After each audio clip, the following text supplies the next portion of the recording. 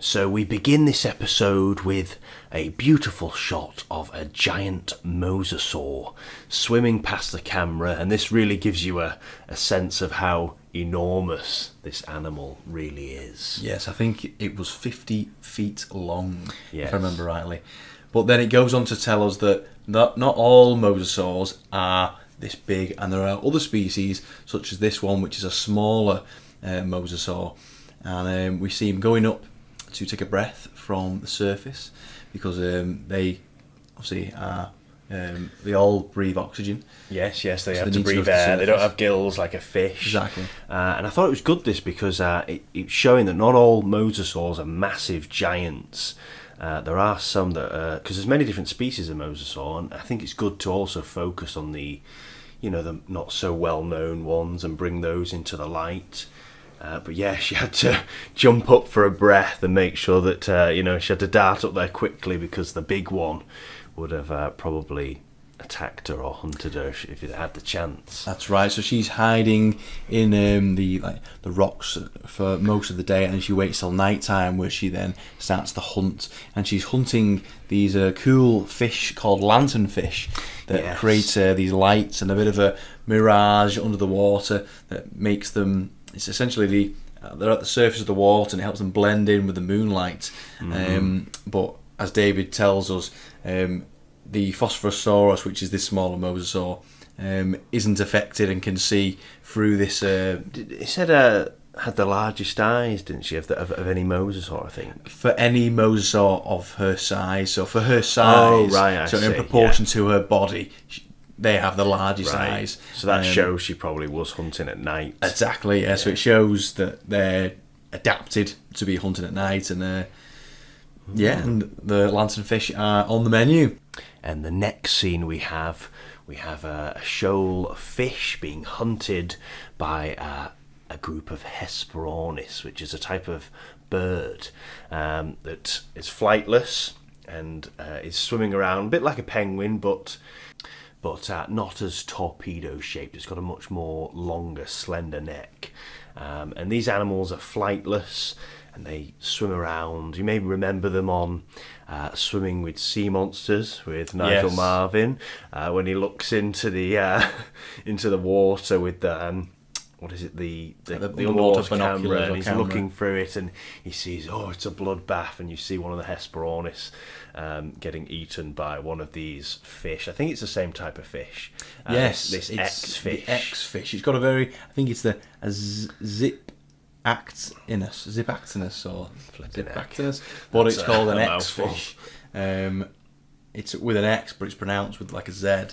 But these fish basically eat anything, don't they?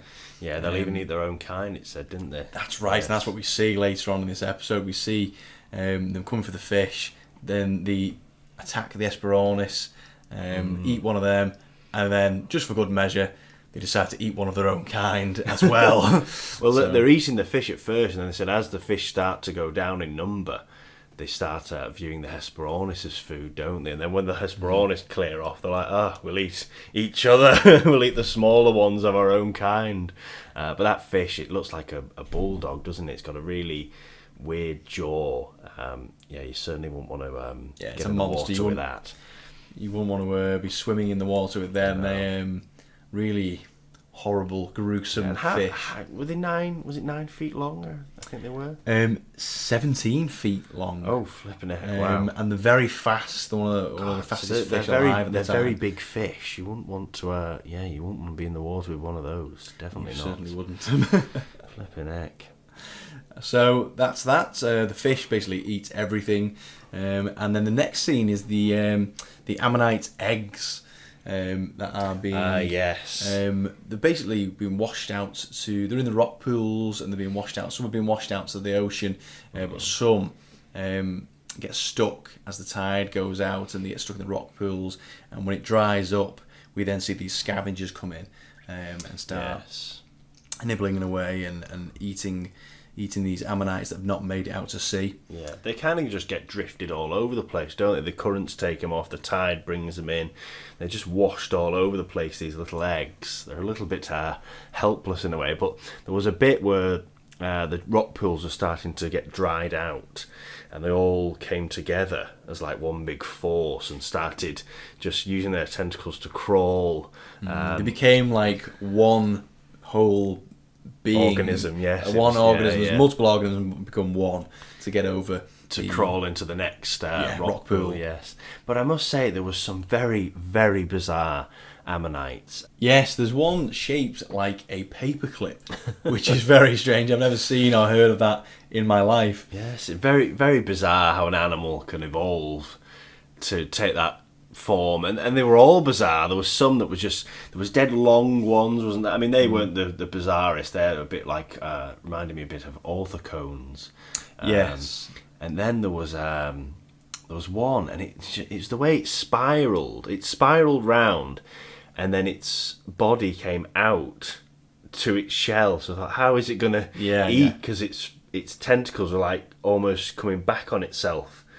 So I don't know. They're very, very, very weird creatures. And what they said they were very successful though, didn't they? They said they'd last in the oceans for millions of years. So they did very well as a species. Yeah, definitely. Yeah. It's just a very bizarre scene though. Yeah. The next scene, so this is with the elasmosaurs. I think it's the Tyrannosaurs. Yes. I'm pronouncing that right, the Tyrannosaurs. A type of elasmosaur. And this is where they're in the shallows. They're spending their time. They're quite safe in the shallows, but they have to go out and hunt into deeper water. And with deeper water comes predators. And then we see the mosasaur again. Now, this is the big one that we saw at the beginning of the episode. Yes. And which is 50 foot long, really big and bulky. And he is hid behind a rock, watching them doing their fishing. And it talks about... it's like I think it's in the end section of the episode around the science, but you see the mosasaur almost lie on the floor of the ocean and put his tail on the floor and go into like a C shape. Yes. And they use this to propel themselves upwards to basically pushing off the floor of the ocean to make them go faster. And they see that with fish today. So they've got that from animals today, so it's very likely that they may have done the same thing. I thought that was interesting. That I didn't realise that fish did that. When they slowed down a fish, you see that before it actually, propelled itself off, because it made a quick dart, didn't it? But in slow motion, you actually see it bends its body, getting it in that position, so then it can basically spring itself. It's like a big spring, really. When you think of a spring, when you put pressure on it, that pressure releases, so it's getting itself into this coiled position, and then just with one flick of its tail, bang, it just releases all this power. That's right, and we see it go for the elasmosaur. On the first attempt, it doesn't manage to get one. Yes, but I think that's good, because most hunts in nature today end in failure, so that makes a lot of sense to do that. Exactly. So the second time round, we see the kind of very similar setup. The elasmosaurs are fishing, and the mosasaur again gets itself into this coiled position, and then we flip to the surface of the water, and suddenly, bang! That's probably my favourite shot out of this episode. The elasmosaur comes flying out the water inside the jaws of the mosasaur, yes, and crash back into the ocean. It's a really epic scene. It reminded me of great whites jumping out, getting seals, but I thought it was just going to jump halfway out maybe, but its whole body came out and it completely flipped over, and its head came back in first. So it just shows you the immense power of this. And I thought to myself, would this animal really be able to get its whole body out? But later on, when they said the power that it could use from that coiled position, they even said the force itself would kill the prey.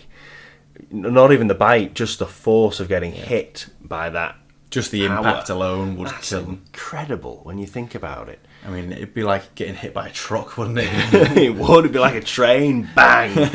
Just completely take you out. But no, that was a really good scene. I really enjoyed that. I I mean, Mosasaurus is just such a cool animal. I really, really enjoy seeing it on the screen, and this big one as well. What was it called? The Mosasaur Hoffman's Mosasaur or something, I think it was called. I'm not too sure. Actually, Which is the largest one. Now, I always thought, Tylosaurus was the largest one, but this one must be a new discovery that now has overtaken this one in size.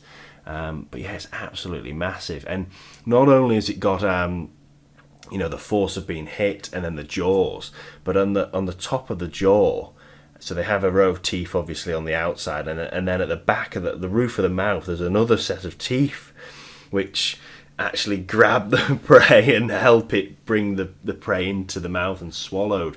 It's just what a predator. I mean, and this thing has evolved from lizards when you think of like Komodo dragons and things like that.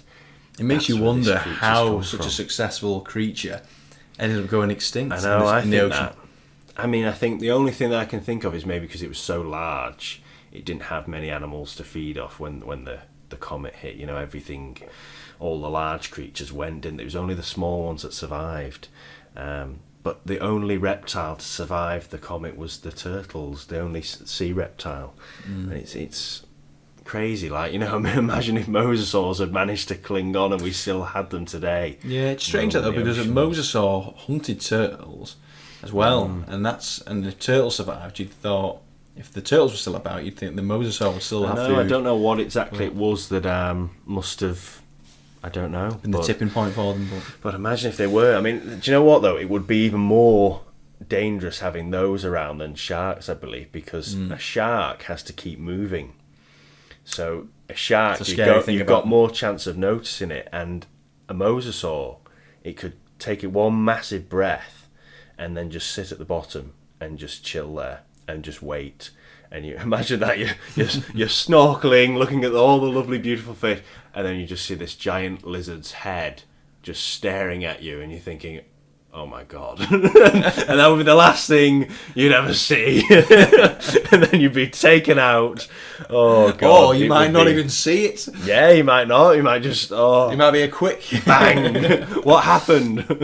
You definitely would think twice about swimming in the sea on your holidays if they were about still. Yeah. But no, I really enjoyed that scene. It was a brilliant so did I. So the last scene of the episode is a strange aquatic animal. It's another elasmosaur. Yeah, another plesiosaur, yes. And I think it's called a Mortonura, if I'm pronouncing that right. And these are these warm-blooded, they almost remind me of seals. Yeah, they do. They've got this thick blubber on them to keep them warm. And they've migrated down from South America down to Antarctica, the ice, for food.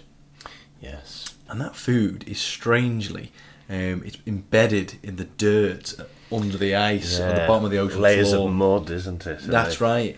They scoop up the mud in their mouth and just filter out the mud and the micro. There's loads of microbes living inside the soil, and they filter out the mud and then eat the microbes. That's it. And it's quite cool with these. They say they tilt their jaw on a certain angle, and it turns their mouth into like a sieve, and they drag this through the water, which basically filters out the mud and actually gathers the actual food that they're after.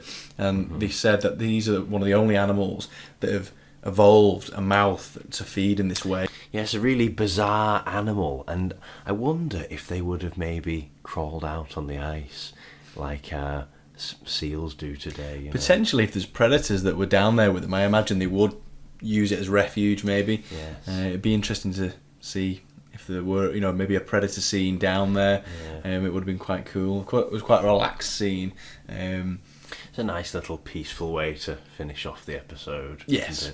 I have thought that, though, in the past. I've thought, they have flippers, these plesiosaurs. I wonder if they may have crawled out onto the land, because, turtles still do that today. They lay their eggs in the sand, and I always thought, they come up and lay their eggs on the beach just like turtles do, but actually they say that they give birth to live young.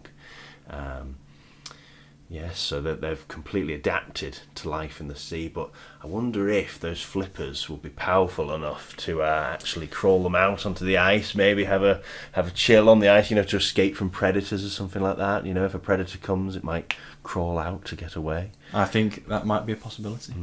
Yes. Well, on to the final episode. Ooh, yes. Let's get stuck into it. Oh,